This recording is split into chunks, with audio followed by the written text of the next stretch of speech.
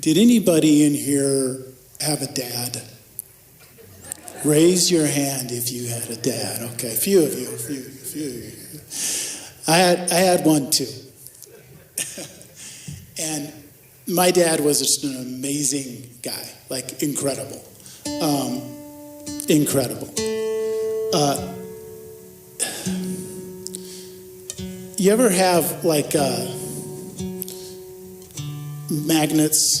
You know, you ever hold two magnets of the same pole together like that? What do they do when they get close to each other? They push each other away. I think I've never met anyone in my life who was more like me than my dad. And we were two magnets of the same polarity who pushed each other away constantly.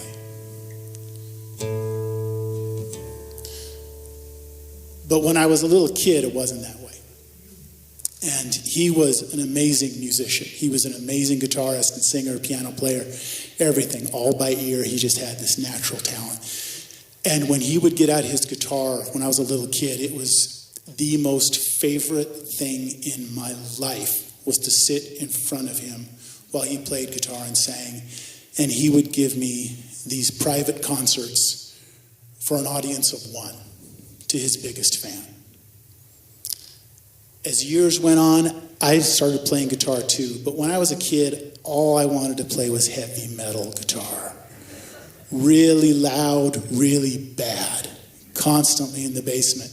And he could not relate to it. And I understand. If I heard what I was playing then now, I would say I can't relate to that either. Over the years, we really drifted apart.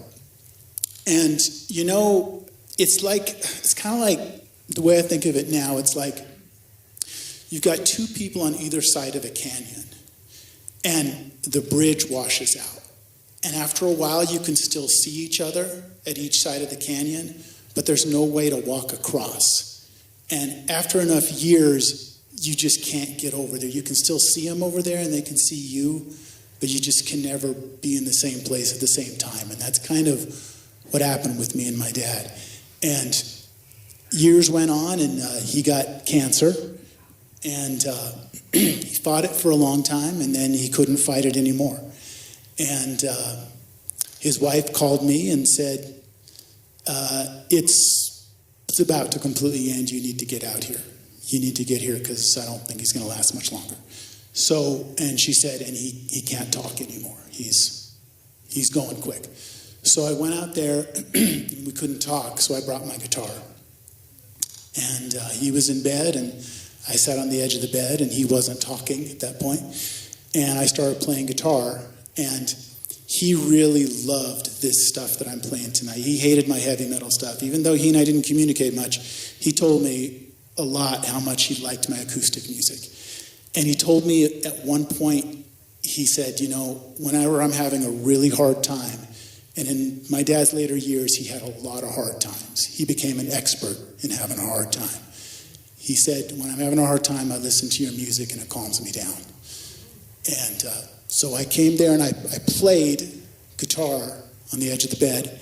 And as soon as I started playing, he started speaking again. It was incredible. And I don't think he knew I was in the room, but he said, that's Jeff. That's awesome. I love that music. That's Jeff. That's Jeff. It was powerful. And I played for a while, and then he was gone. I got to get to this part without choking up. So our relationship came full circle, and it ended with me, like he so many times did for me, giving him a private concert for my biggest fan. This is the song I played.